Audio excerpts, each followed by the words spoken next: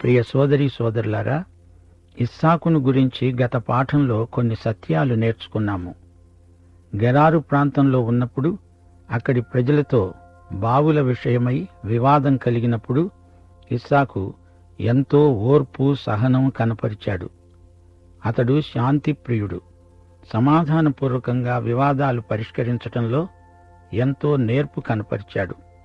గెరారు రాజు స్వయంగా బెయేర్షెబాకు వచ్చి ఇస్సాకుతో స్నేహ సంబంధాలు పటిష్టం చేసుకున్నాడు.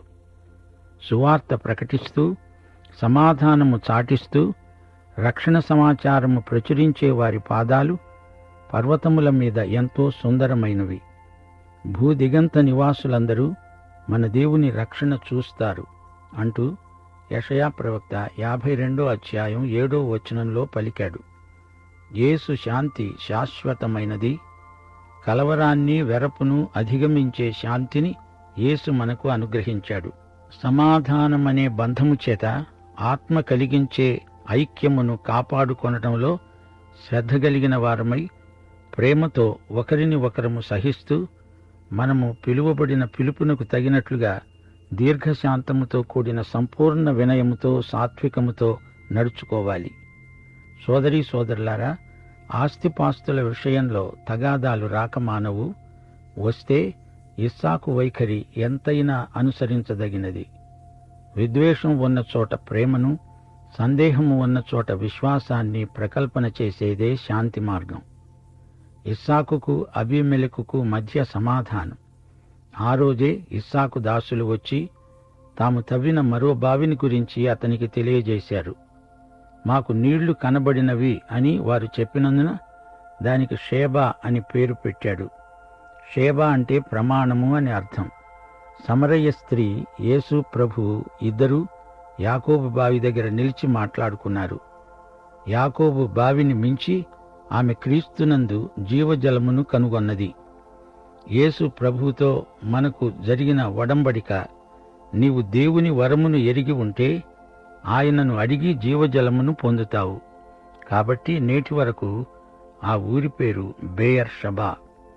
ఏశావు తన 40వ ఏట హిత్తీయుడైన బెయేరీ కుమార్తె యహూదీతును, హిత్తీయుడైన ఏలోను కుమార్తె బాశెమతును పెళ్లాడాడు. వీరి మూలంగా ఇస్సాకు రెబెకాలకు మనోవేదన కలిగింది. తల్లిదండ్రులకు వారి పిల్లలు వివాహ విషయంలో మనోవేదన కలిగించడం మంచిది కాదు. దేవుని బిడ్డలు తల్లిదండ్రులకు మంచి విషయాలలో విధేయులై ఉండాలి. తల్లిదండ్రులు కూడా పిల్లలకు కోపము రేపకుండా ప్రభువు యొక్క శిక్షలో, బోధలో వారిని పెంచాలి. ఇప్పుడు మనం 27వ అధ్యాయంలోకి వచ్చాము. ఇందులో యాకోబు ప్రవర్తన, వైఖరులు విశదంగా పరిశీలిస్తాము. యాకోబు ఏశావు జ్యేష్ఠత్వాన్ని అక్షరాలా హస్తగతం చేసుకుంటాడు. అంతకు ముందే ఏశావు జ్యేష్ఠత్వపు హక్కును ఒక పూట తిండి కోసం అమ్ముకున్నాడు గదా. యాకోబు అతని తల్లి రెబెకా కలిసి ఉపాయం పన్ని ఇస్సాకు దీవెనలు సంపాదించుకోవాలని చూచారు. ఆశీర్వాదం ఏశావు కోసమే అట్టిపెట్టి ఉంచాడు ఇస్సాకు. అయితే ఆశీర్వాదం యాకోబు కూడా కావాలి. అయితే దేవుడు రెబెకాకు ముందుగానే బయలుపరిచాడు, పెద్దవాడు చిన్నవానికి దాసుడవుతాడు. గాని ఏం ప్రయోజనం? దేవుని మాటలు వీరు నమ్మాలి గదా. పోని ఇస్సాకో అతడైనా దేవుని మాటను బట్టి యాకోబుకు ఆశీర్వాదం ఇవ్వాలి కదా. ఇస్సాకు దేవుని మాటకు కాదు, తన స్వంత అభిప్రాయాలకే ఎక్కువ విలువనిచ్చాడు. దేవుని వాక్యమును నమ్మకపోతే దేవుణ్ణి అబద్ధికుణ్ణి చేస్తున్నామన్నమాట. హెబ్రీ పత్రిక 6వ అధ్యాయం 18వ వచనం, దేవుడు అబద్ధమాడజాలడు. తీతు పత్రిక 1వ అధ్యాయం 2వ వచనం, అబద్ధమాడనేరని దేవుడు. ఈ సందర్భంలో యూదా పత్రిక 5వ వచనం మీ దృష్టికి తెస్తాను. అవిశ్వాసం, అల్పవిశ్వాసం ఎంత ప్రమాదకరమో గ్రహించండి. దేవుడు ఈజిప్టులో నుండి ప్రజలను రక్షించినా వారిలో నమ్మకపోయిన వారిని తరువాత నాశనము చేశాడు. 1 కొరింథీ 10వ అధ్యాయం 11వ వచనం. ఈ సంగతులు దృష్టాంతముగా వారికి సంభవించి యుగాంతమందు ఉన్న మనకు బుద్ధి కలగడానికి వ్రాయబడినవి. ఇస్సాకు, రెబెకా, యాకోబు దేవుని వాగ్దానాన్ని నమ్మకనే తమ సొంత అభిప్రాయాలతో పనిచేస్తున్నారు.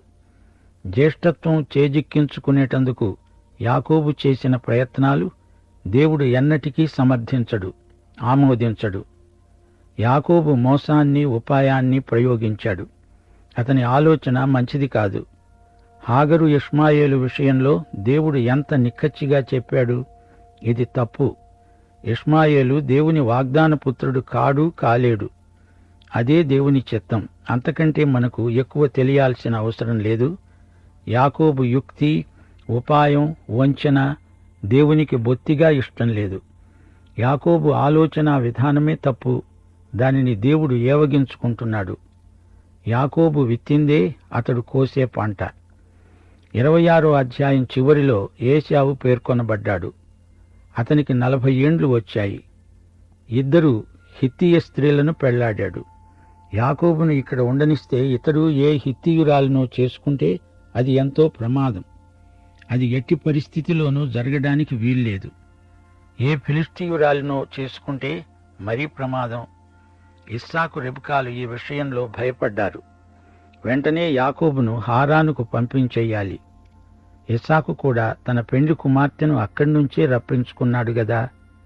ఇస్సాకు అక్కడికి వెళ్ళలేదు, ఆమె ఇక్కడికి వచ్చింది. గాని ఇప్పుడో ఆమె ఇక్కడికి రావటం లేదు, యాకోబే అక్కడికి వెడుతున్నాడు.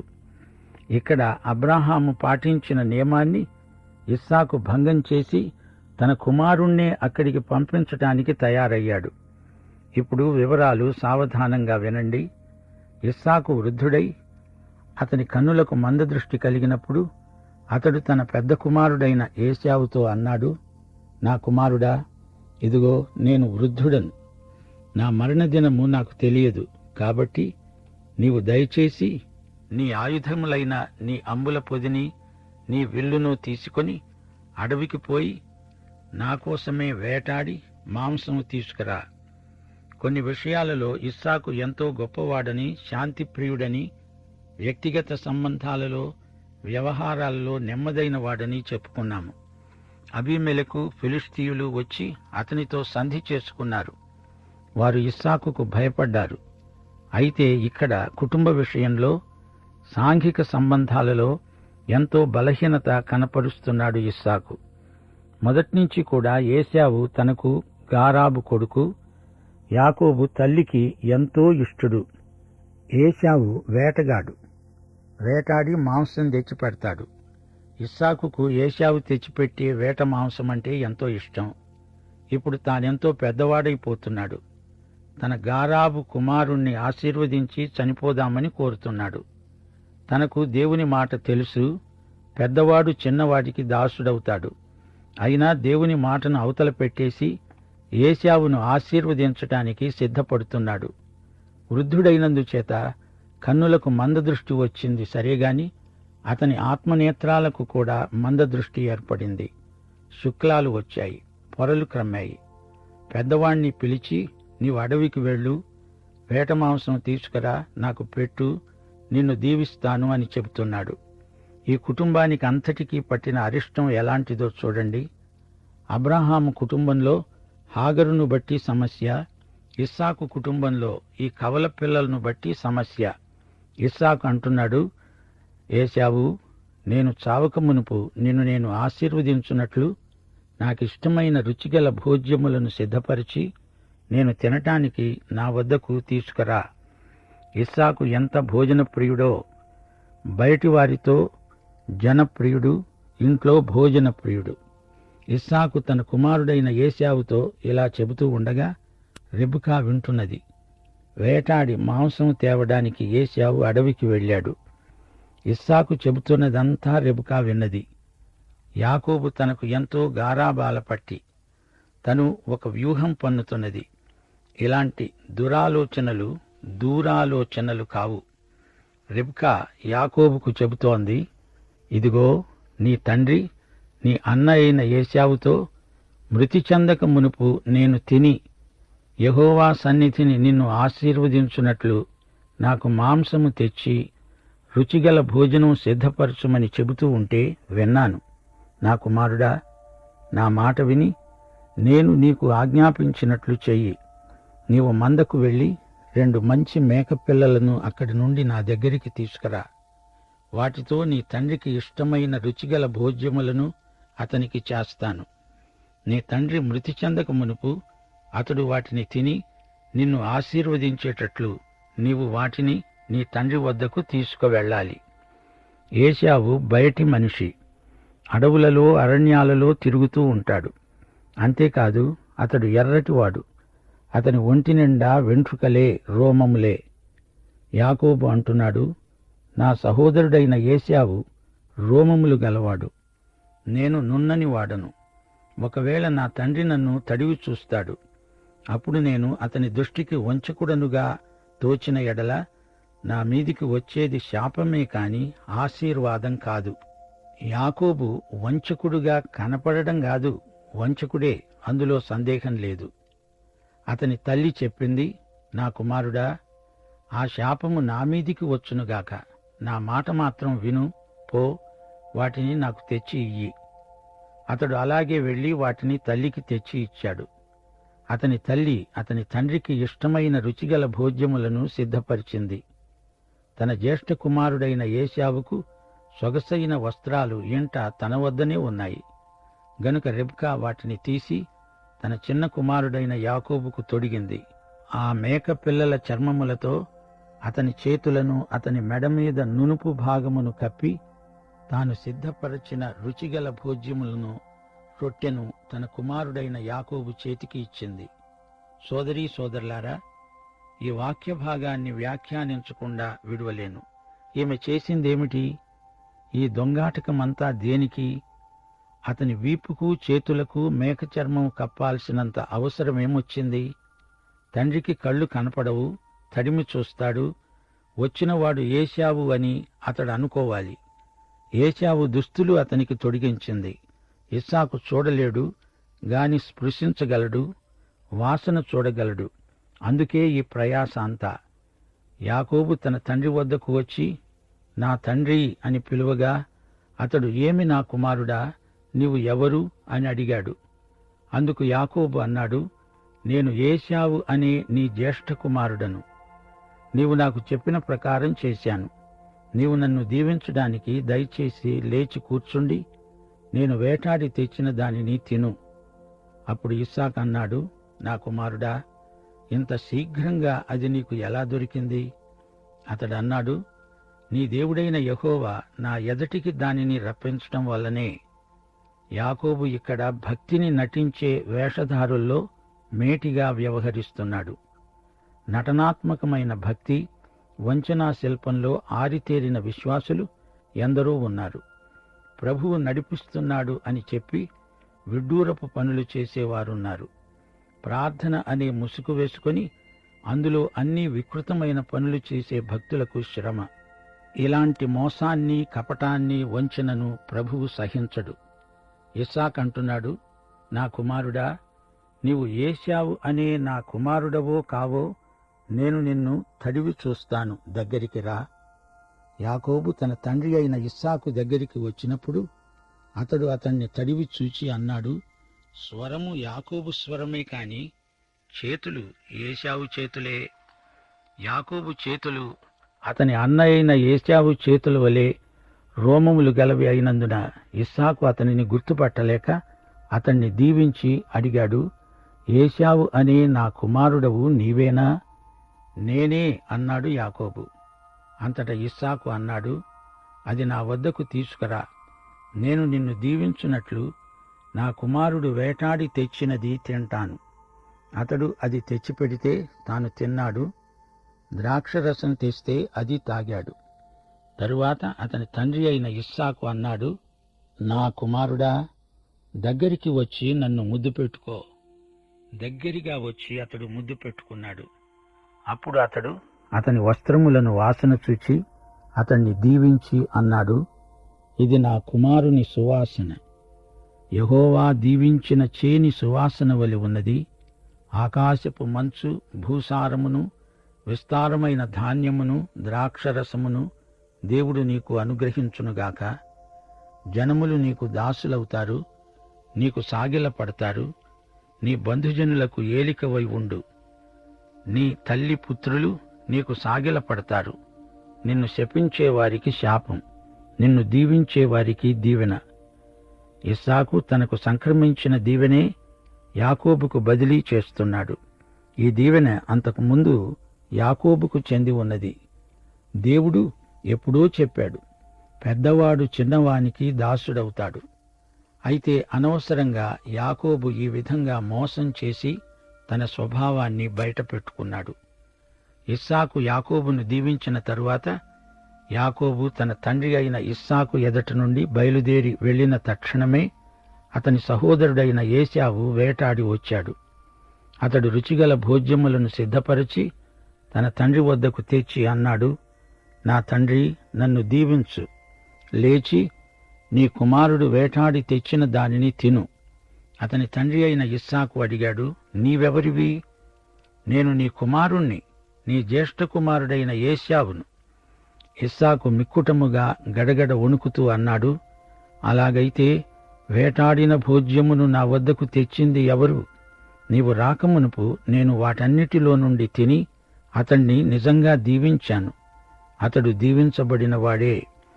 వేట లేడి మాంసం, మేక మాంసం ఒకే రుచి అని అనుభవించిన వారు చెప్పగా గ్రహించాను. ఇస్సాకు అదా ఇదా అని రుచిని బట్టి తెలుసుకోలేకపోయాడు. సరే, ఈ మోసంలో తానెలా ఇరుక్కున్నాడో ఇస్సాకుకు అర్థమైంది. తన మోసం, తన కొడుకు మోసం, ఈ రెండింటినీ దేవుడు త్రోసిరాజని తన సంకల్పమే నెరవేర్చుకున్నాడు. ఏశావు తన తండ్రి మాటలు విన్నప్పుడు దుఃఖాక్రాంతుడై పెద్ద కేక వేసి అన్నాడు, ఓ నా తండ్రి, నన్ను దీవించు. అతడన్నాడు, నీ సహోదరుడు కపటోపాయముతో వచ్చి నీకు రావలసిన దీవెన తీసుకొని పోయాడు. ఏశావు అన్నాడు, యాకోబు అనే పేరు అతనికి సరిగానే చెల్లింది. అతడు నన్ను ఈ 2 మార్లు మోసపుచ్చాడు.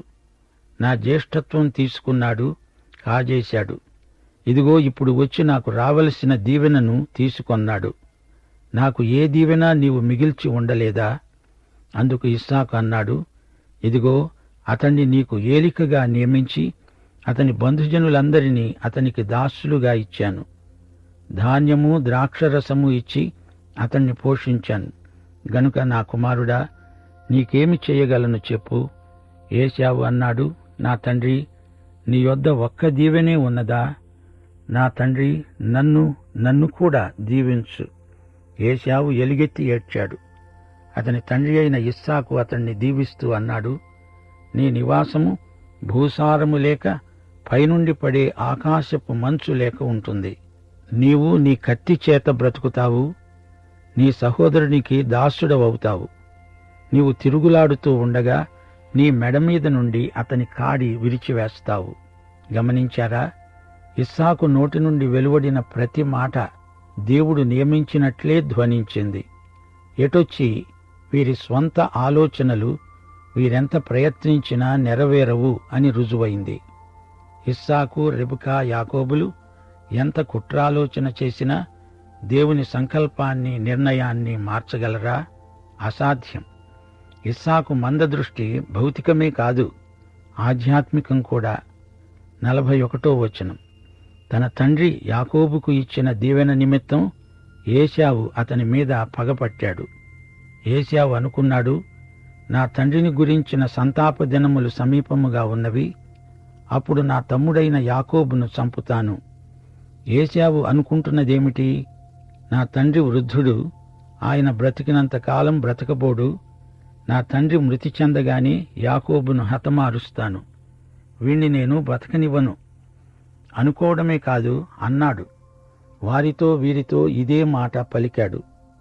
రిబ్కా తన పెద్ద కుమారుడైన ఏశావు మాటలను గూర్చి విన్నప్పుడు ఆమె తన చిన్న కుమారుడైన యాకోబును పిలువనంపి అతనితో అన్నది, ఇదిగో నీ అన్న అయిన ఏశావు నిన్ను చంపుతానని చెప్పి తనను తాను సముదాయించుకుంటున్నాడు, ఓదార్చుకుంటున్నాడు. కాబట్టి నా కుమారుడా, నీవు నా మాట విని లేచి హారానులో ఉన్న నా సహోదరుడైన లాబాను నొద్దకు పారిపోయి నీ అన్న కోపము చల్లారే వరకు, ఉపశమించే వరకు, నీ అన్న కోపము నీ మీది నుండి తొలగి నీవు అతనికి చేసిందంతా అతడు మరచే వరకు లాబాను దగ్గరే కొన్నాళ్లు ఉండిపో. అప్పుడు నేను అక్కడి నుండి నిన్ను పిలిపిస్తాను. ఒక్కనాడే మీ ఇద్దరినీ నేను పోగొట్టుకోవడం ఎందుకు? చూడండి, రెబెకా అంతా తన చేతిలోనే ఉన్నట్లు మాట్లాడుతున్నది. కొడుకుకు చెబుతున్నది, నీవు ఇంటి నుండి వెళ్ళిపోవాలి. తన ఉపాయానికి, తను వెలగబెట్టిన ఈ నిర్వాకానికి తగ్గ ప్రతిఫలం ఆమె అనుభవించక తప్పదు. ఈమె ఆలోచనల్లో దేవుని నడుపుదల ఏమాత్రమూ లేదు. ఇదంతా తన స్వంత ఆలోచన. దానికి ఎలాంటి విషాదం ఆమెకు మిగిలిందో చూడండి. రెబెకా తిరిగి తన కుమారుణ్ణి చూచి ఉండలేదు. కొంతకాలం ఎక్కడో ఉంటాడులే అనుకుంటున్నావా తల్లి? కాలగతులు నీ చేతిలో ఉన్నాయిటమ్మా. నీ ఊహ, నీ పన్నాగం ఇవన్నీ పనిచేయవు. యాకోబు అక్కడ కొంచెం కాలం కాదు, చాలా కాలమున్నాడు. అతడు తిరిగి వచ్చేటప్పటికి తను చనిపోయింది. గమనించండి శ్రోతలు, యాకోబు రెబెకాకు గారాబు బిడ్డ. గారాబం గజ్జెలకేడుస్తే వీపు దెబ్బలకేడ్చిందట. తల్లి కడగొట్టు కొడుకు, తాను చెడగొట్టిన కొడుకు.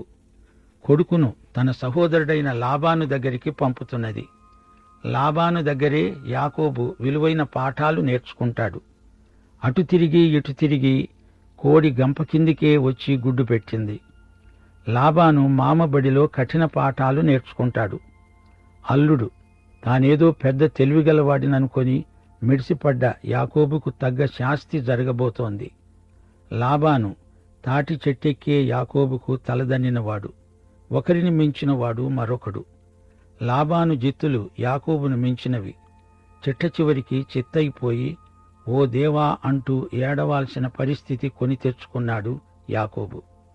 కొద్ది రోజులలో వచ్చేస్తావులే అందికాని అదుగో అంటే 6 నెలలు అన్నట్లు యాకోబు లాబాను కింద 20 సంవత్సరాలు ప్రవాసము ఉండవలసి వచ్చింది. అంతలో రెబెకా చనిపోయింది. తన ప్రియ గారాబు బిడ్డను రెబెకా తిరిగి చూడనే లేదు. దేవుని మాటను గురించిన అల్ప విశ్వాసం తనకే కాదు, తన కొడుక్కు కూడా అవ్యక్తంగా ఎంతో కీడు చేసింది. ఏశావు తల్లి సంగతే పట్టించుకున్నట్లు కనపడదు. రెబెకా ఇస్సాకుతో అంటున్నది, హేతు కుమార్తెల వలన నా ప్రాణం విసికింది. ఈ దేశస్థురాండ్రైన హేతు కుమార్తెలలో వీరి వంటి ఒకదాన్ని యాకోబు పెళ్లాడి ఉంటే నా బతుకు వల్ల నాకు ఏమి ప్రయోజనం? నా బ్రతుకు వ్యర్థం. చూచారా ఏశావు ఎంత పనిచేశాడో? హేతు కుమార్తెలు రెబెకా దుఃఖానికి హేతువులయ్యారు. వీరు అన్యులు, దేవుడు లేని మనుషులు. ఈ కోడండ్లు ఇంటిలోకి అనేక సమస్యలు తెచ్చిపెట్టారు. రెబెకాకు ఎంతో ఆశాభంగం కలిగింది. యాకోబును గనుక ఇక్కడ ఉండనిస్తే ఇతడు అన్నలాగే ఏ అన్యురాలినో కట్టుకొని తనను ఏడిపించేవాడే. గనుక వీణ్ణి మా అన్న దగ్గరికి పంపుతా అంటోంది. ఇస్సాకును ఒప్పించడానికి ఈమె చేస్తున్న ప్రయత్నమిది. అబ్రహాము ఇస్సాకును అక్కడికి తీసుకువెళ్లొద్దని ఎలియాజరుతో ఖండితంగా చెప్పలేదా? ఇస్సాకు అది మరచిపోయాడు. మందదృష్టే కాదు, మందబుద్ధి కూడా. రెబెకా ఇస్సాకు దగ్గరికి వచ్చింది. ఇస్సాకు ఆమె దగ్గరికి వెళ్లలేదే. ఎలియాజరు పరిశుద్ధాత్మకు సంకేతం. ఇక్కడ వీరి తీర్మానానికి పరిశుద్ధాత్మ ప్రమేయం ఉన్నట్లు లేదు. యాకోబు ఇక్కడ ఉంటే ఏశావు అతణ్ణి చంపుతాడేమో అని భయం. అయితే ఏం జరిగింది? రెబెకాయే ముందు చనిపోయింది. తండ్రి అంత్యక్రియలకు యాకోబు తిరిగి వచ్చాడు. యాకోబు తన తల్లిని మళ్లీ చూచి ఉండలేదు. పాఠం ఇక్కడ ఆపుదాము. ప్రార్థన చేసుకుందాం. ప్రేమగల తండ్రి, మహిమగల దేవా, నీ సత్యం ఎల్లప్పుడూ మా హృదయాలలో గొప్ప సంచలనం కలిగిస్తుంది. మమ్మలను నీ మార్గములో నడవడానికి ఆయత్తపరుస్తుంది. మమ్మలను నీ సత్యముతో ప్రతిష్ఠించమని యేసునాథుని నామమున ప్రార్థన చేస్తున్నాము తండ్రి.